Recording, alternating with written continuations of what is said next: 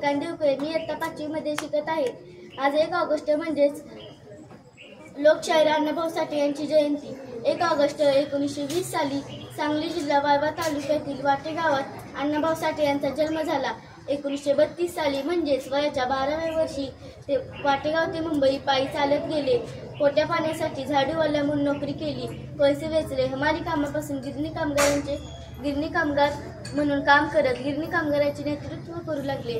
छोट्याशा झोपडीत राहून गरिबीवर मात करून दिव्याच्या प्रकाशात पोत्यावर बसून तबला, सारंग, पेटी यासारखी विविध वाद्य अवगत करून स्वतःच्या क्षमतेवर ते वाचायला व लिहायला शिकून त्यांनी ज्ञानाची ज्योत लावली. असा दलितांचा कोहिनूर हिरा म्हणजे छत्रपती लोकशाहीर अण्णाभाऊ साठे.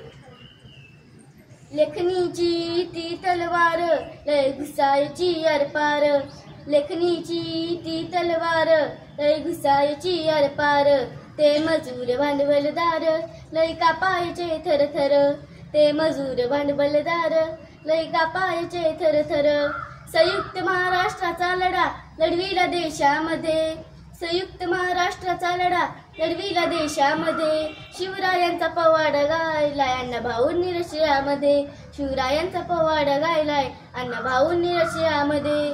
1.5 दिवसाच्या त्या शाळेच्या लेखणीच्या त्या जोरानं, 1.5 दिवसाच्या त्या शाळेच्या लेखणीच्या त्या जोरानं, नाव जगात गाजवलंय वालुआईच्या पोरानं, नाव जगात गाजवलंय वालुआईच्या पोरानं. लोकनाट्य, कादंबऱ्या, कथा, थोर साऱ्यांच्या विषयामध्ये, लोकनाट्य, कादंबऱ्या, कथा, थोर साऱ्यांच्या विषयामध्ये, शिवरायांचा पवाडा गायलाय अण्णाभाऊंनी रशियामध्ये, शिवरायांचा पवाडा गायलाय अण्णाभाऊंनी रशियामध्ये.